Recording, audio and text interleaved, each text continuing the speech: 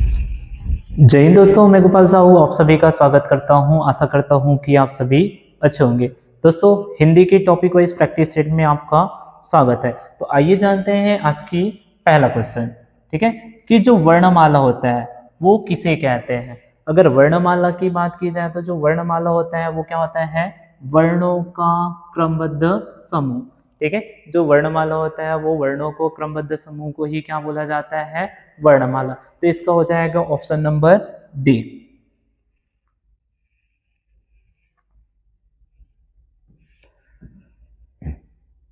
Next question की बात करते हैं। तो हिंदी वर्णमाला में कुल कितने वर्ण होते हैं। अगर हिंदी वर्णमाला की बात की जाता है तो हिंदी वर्णमाला में कुल कितने वर्ण होते हैं, 52। तो इसका हो जाएगा option number C. Next question की बात करते हैं। ये हिंदी में स्वर कितने होते हैं। अगर मूल रूप से स्वरों की बात किया जाता है तो मूल रूप से स्वरों की संख्या कितना होता है, ये 11। ठीक है, मूल रूप से हिंदी में स्वरों की संख्या बात की जाए तो मूल रूप से स्वर कितने होते हैं, 11। तो इसका हो जाएगा ऑप्शन नंबर बी।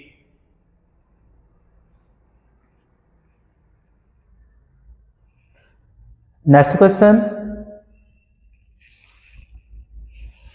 ध्वनियों के मेल से बने जो सार्थक वर्ण समुदाय होते हैं वो क्या कहते हैं। ध्वनियों के मेल से जो बने सार्थक समुदाय होते हैं उसे क्या कहते हैं। तो जो ध्वनियों के मेल से बने सार्थक शब्द होते हैं उसे कहते हैं अक्षर। तो इसका हो जाएगा ऑप्शन नंबर ए।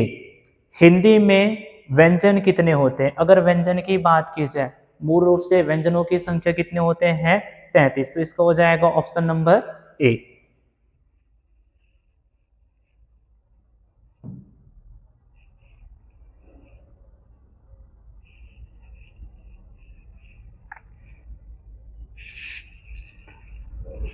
अगला प्रश्न जानते हैं, स्वरध्वनि किसके सहयोग से उच्चारित होते हैं। तो जो स्वरध्वनि होते हैं वो किसके सहयोग से उच्चारित होते हैं। तो जो स्वरध्वनि होते हैं वो स्वतंत्र रूप से उच्चारित होते हैं। तो इसका हो जाएगा ऑप्शन नंबर ए।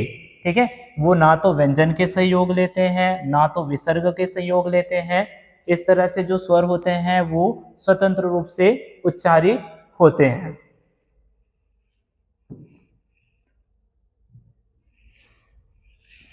अब जानते हैं इसको सुमिलित करना है। ठीक है, तो जो क वर्ग होते हैं उसमें कौन कौन से वर्ण आते हैं। तो इसको याद रखते हैं, क वर्ग में क्या कहता है। ठीक है, क ख ग घ अंगा। तो इसका जो हो जाएगा क्या, क ख ग। ठीक है, तो ये हो जाएगा पहला का डी। तो पहला का डी, यहां से देखो पहला का डी, ये दो में दिख रहा है। तो पहला और चौथा ये तो कट गया। अब जो च वर्ग होता है, च में किसका उच्चारण होता है, च छ ज झ। ठीक है, झ का उच्चारण होता है। तो दूसरा का ए, तो दूसरा का ये दोनों में दिख रहा है। ठीक है, ट वर्ग का उच्चारण किस में होता है, ट ठ ड ढ न। ठीक है, तो ये इसका इसका उच्चारण किस में होता है, ये सी। ठीक है, तो जो तीसरा का सी, तीसरा का सी कौन सा है, ऑप्शन नंबर सी। तो इसका आंसर क्या हो जाएगा, ऑप्शन नंबर सी।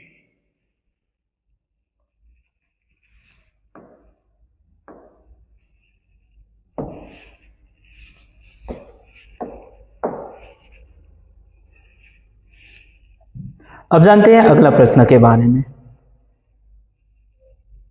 स्वर स्वर वह ध्वनि है जिसके उच्चारण में, ठीक है, स्वर की बात की जाए तो जो स्वर होता है उसका उच्चारण कैसे होता है। तो इसका जो आंसर देखते हैं। ठीक है, हवा मुख विवर से नहीं निकलती, ये बिल्कुल गलत है। जो स्वर होता है वो क्या होता है, हवा अबाध्य गति से मुख विवर से निकलती है। तो जो स्वर ध्वनि का उच्चारण किससे होता है, हवा जो अबाध्य गति से मुख विवर से निकलते हैं, क्योंकि जो स्वर होते हैं वो कैसे होते हैं, स्वतंत्र। तो इसका हो जाएगा ऑप्शन नंबर बी।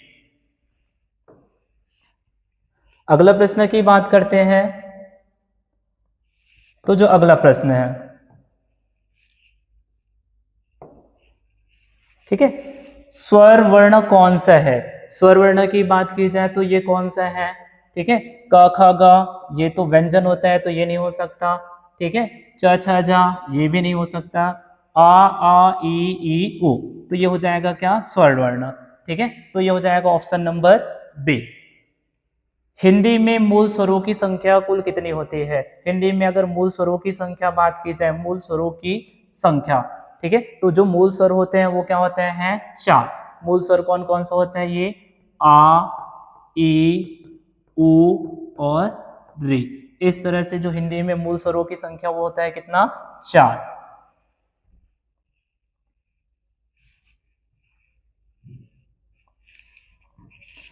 अब जानते हैं नेक्स्ट प्रश्न। आ, ई, उ, ए, औ में समानता का आधार क्या है? ये सभी है। ठीक है, ये जो इतने वर्ण दिए हैं आ, ई, उ, ए, ओ और औ में समानता का आधार क्या है? तो इसमें समानता का आधार क्या है? ये पलु स्वर है, गलत। ठीक है, ये दीर्घ स्वर है, ये दीर्घ स्वर है, सभी क्या है, दीर्घ स्वर है। ये ह्रस्व स्वर नहीं है, ना तो ही अनुस्वार है, तो इसका हो जाएगा ऑप्शन नंबर बी। ये जो सभी है इसमें समानता का आधार क्या है, दीर्घ स्वर है।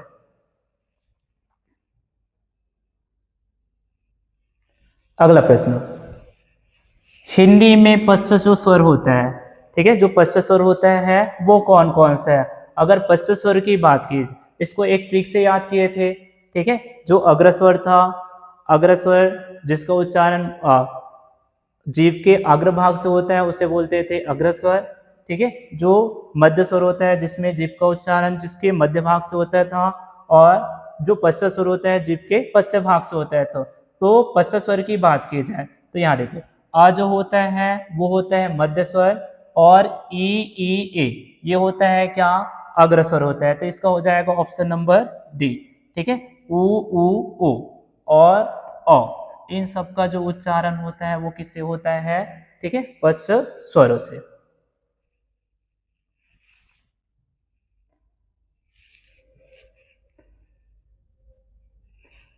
नेक्स्ट प्रश्न, ठीक है, मौखिक स्वर क्या है?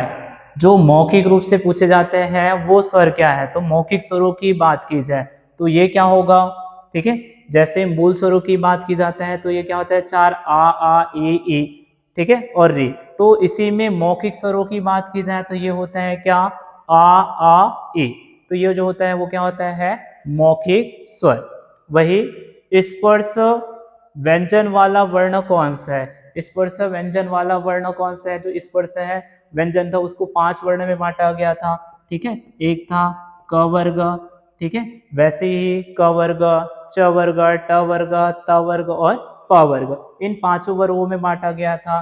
ठीक है, क वर्ग, च वर्ग, ट वर्ग, त वर्ग और प वर्ग, इन 5 वर्गों में बांटा गया था। तो इसमें क्या आ जाएगा, यर अलावा ये तो, ठीक है, अंतस्थ व्यंजन होता है, ये भी नहीं होगा। स स ये उष्ण व्यंजन होता है, तो ये क्या हो जाएगा, क च ट प। ठीक है, तो जो स्पर्श व्यंजन हो जाएगा उसको हो जाएगा ऑप्शन नंबर डी।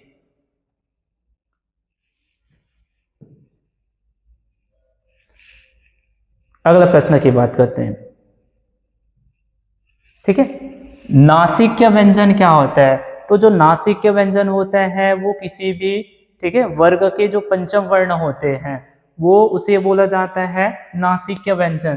तो किसी भी जो वर्ण होता है, वर्ग होता है, उसके जो पंचम वर्ण होता है उसी को बोला जाता है क्या, नासिक्य व्यंजन। तो इसका हो जाएगा ऑप्शन नंबर बी।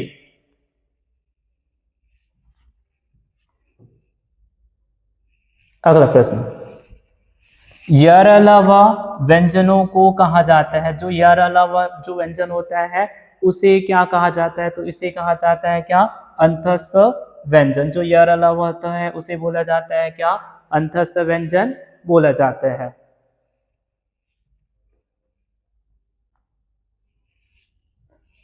नेक्स्ट प्रश्न, छ त्र ज्ञ इनमें से क्या है? जो छ त्र ज्ञ, ठीक है, इनमें से क्या है? ये स्पर्श व्यंजन नहीं है, अंतस्थ व्यंजन नहीं है, उष्ण व्यंजन भी नहीं है। तो जो छ त्र ज्ञ होता है वो क्या है, संयुक्त व्यंजन। और संयुक्त व्यंजनों की संख्या की बात की जाए तो ये होता है 4, छ त्र ज्ञ और त्र। इस तरह से जो संयुक्त व्यंजनों की संख्या होता है वो क्या होता है, 4। ठीक है, द्विगुण व्यंजन है, द्विगुण कहने का इसी को और क्या बोला जाता है, उच्छिप्त। ठीक है, इसी को और क्या बोला जाता है, उच्छिप्त। ठीक है, उच्छिप्त। ठीक है, उच्छिप्त व्यंजन बोला जाता है। तो इसमें से क्या हो जाएगा, ठीक है, ढ और ढा, जिसमें चंद्र बिंदु नीचे में लगा होता है मात्रा, उसी को बोला जाता है क्या, उच्छिप्त व्यंजन।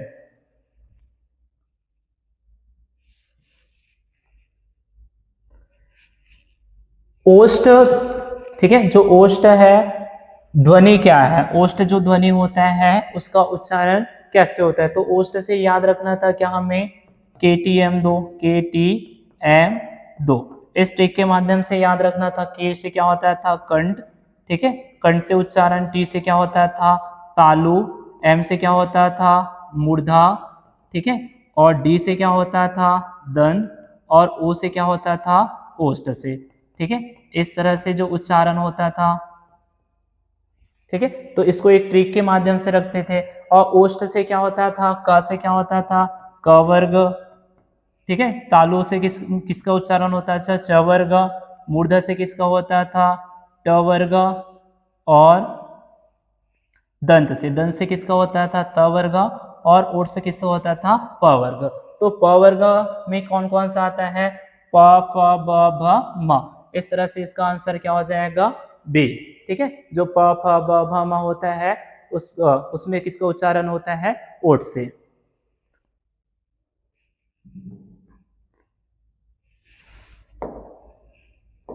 इस आसान ट्रिक के माध्यम से याद कर सकते थे। अब जानते हैं नेक्स्ट क्वेश्चन के बारे में। संयुक्त व्यंजन है, अगर संयुक्त व्यंजन की बात की जाए तो जो संयुक्त व्यंजन होता है, ठीक है, वो क्या क्या होता है। तो जो संयुक्त व्यंजनों की संख्या कितना होता है, ये 4। और वो क्या क्या होता है, श, त्र, स्र, ज्ञ और स्र। इस तरह से संयुक्त व्यंजनों की संख्या कितना होता है, 4। निम्न में से संवृत्त स्वर होते हैं।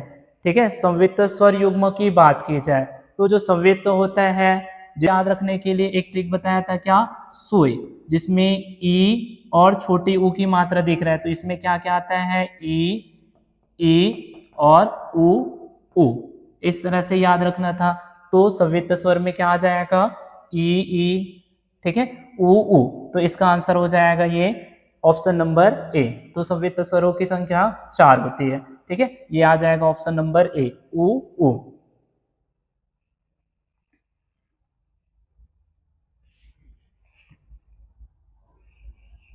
अब जानते हैं अगला प्रश्न के बारे में। महाप्राण व्यंजन होता है प्रत्येक वर्ग का। ठीक है, महाप्राण, जैसे प्राणत्व के आधार पर इसे 2 वर्णों में बांटा गया था। एक था क्या, महाप्राण, और दूसरा क्या था, अल्प प्राण। ठीक है, प्राणत्व के आधार पर अगर बात की जाए तो ये होता है अल्प प्राण, और दूसरा क्या होता है, महाप्राण। तो जो अल्प प्राण होता है, ठीक है, अल्प प्राण के लिए याद रखेंगे कि जो अल्प प्राण होता है उसके लिए 1, 3, 5 था, और महाप्राण के लिए क्या था, 2 और 4। जैसे बोलते हैं ना, ज्यादा 1, 3, 5 मत कर, नहीं तो 2, 4 पड़ जाएगा। तो इसके लिए एक ट्रिक था क्या, 1, 3, 5 और ये 2, 4। तो जो महाप्राण होता है वो कौन सा होता है, प्रत्येक वर्ग का दूसरा और चौथा वर्ण होता है। तो इसका हो जाएगा आंसर नंबर क्या, बी। ठीक है, दूसरा और चौथा। निम्नलिखित में कौन सा स्वर मूल स्वर है, ह्रस्व स्वर है, कंठस्थ है और घोष ध्वनि है। ठीक है, तो मूल स्वरों की संख्या की बात की जाए तो मूल स्वर ये होता है क्या, 4, आ, ई, उ और री। तो ये जब स्वर दिखे तो पहले तो मूल स्वर देख लेते हैं। तो मूल स्वर की बात किया जाए तो ये आ भी है, ए भी है। अब ह्रस्व स्वर की बात की जाए तो ह्रस्व स्वर क्या होता है, आ, उ, री।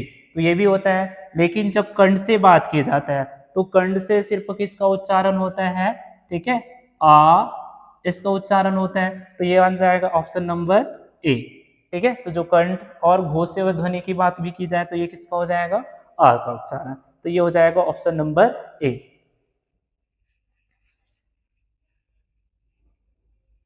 नेक्स्ट क्वेश्चन की बात करते हैं। ठीक है, हिंदी वर्णमाला में कितने अर्धस्वर होते हैं। हिंदी वर्णमाला में अगर अर्धस्वर की बात की जाए तो अर्धस्वर मूल रूप से कितने होते हैं, 2। ठीक है, हिंदी वर्णमाला में अर्धस्वर की बात की जाए तो ये कितने होते हैं, 2। कौन कौन सा, या और व, इसको बोला जाता है अर्ध स्वर। अम किस रूप का वर्ण होता है? जो अम होता है वो किस रूप का वर्ण होता है? तो ये होता है क्या? अनुस्वार। ठीक है, जो अम होता है उसको क्या बोलते हैं? अनुस्वार वर्ण।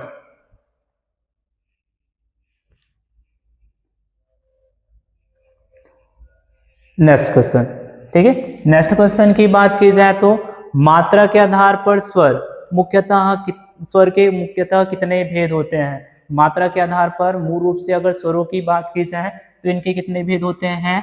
दो। एक होता है क्या? ह्रस्व स्वर, और दूसरा क्या होता है? दीर्घ स्वर। और अन्य इसी के प्रकार की बात करते थे तो वो होता था क्या? प्लुत स्वर। ठीक है, तो मात्रा के आधार पर मूल रूप से कितने स्वर होते हैं? दो, ह्रस्व और दीर्घ।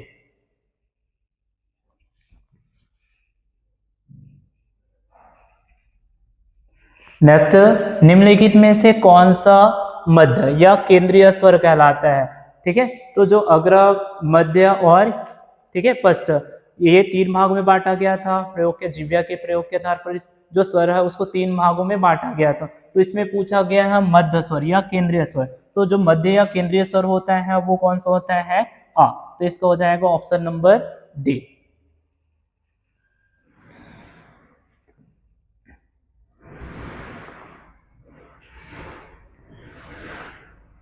अगले प्रश्न की बात करते हैं। अयोगवाह वर्ण का उदाहरण है।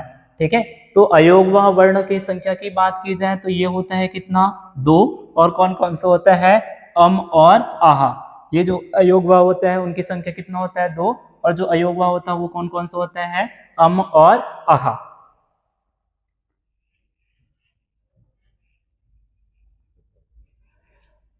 नेक्स्ट क्वेश्चन की बात करते हैं। संस्कृत में संघर्षी व्यंजन होते हैं। ठीक है, जो संघर्षी व्यंजन होते हैं जिसको हम लोग बोलते हैं ऊष्म व्यंजन, जो जिसका ठीक है उच्चारण क्या होता है?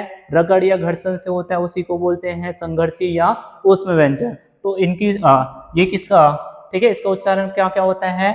श, श और ह। इनकी अगर ऊष्म या संघर्षी व्यंजन की बात की जाए तो इनकी संख्या कितना होता है? चार। ठीक है, क्या क्या होता है? श, श, स और ह। इस तरह से जो ऊष्म और संघर्षी जो व्यंजन होते हैं उनकी संख्या कितनी होती है? चार। तो इसका हो जाएगा ऑप्शन नंबर डी। निम्नांकित में ऊष्म व्यंजन है।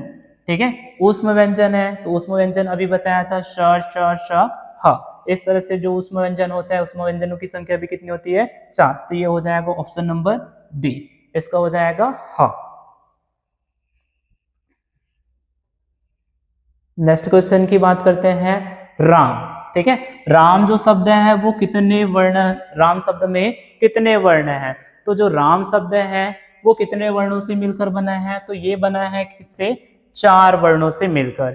ठीक है, चार वर्ण की बात करें तो ये क्या हो जाएगा? जैसे राम को लिखेंगे, ठीक है, जो राम दिया गया उसको अगर लिखने की बात की तो ये हो जाएगा रा प्लस क्या? आ। ठीक है, प्लस क्या? मा। और ये क्या हो जाएगा? आ। इस तरह से जैसे राम बोलते हैं ना, राम। ठीक है, राम में क्या आता है? आ की मात्रा आता है, और माँ में भी क्या आता है? आ आता है। इस तरह से जो होता है तो राम में कितने वर्ण हैं? चार वर्ण हैं। ठीक है, तो इसका हो जाएगा ऑप्शन नंबर डी। इस तरह से वीडियो और कंटेंट अच्छा लगा तो चैनल को लाइक, सब्सक्राइब, शेयर जरूर कीजिए। अगर आपने हिंदी वर्णमाला की ट्रिक नहीं देखे हैं तो बिल्कुल जाके जरूर देखें।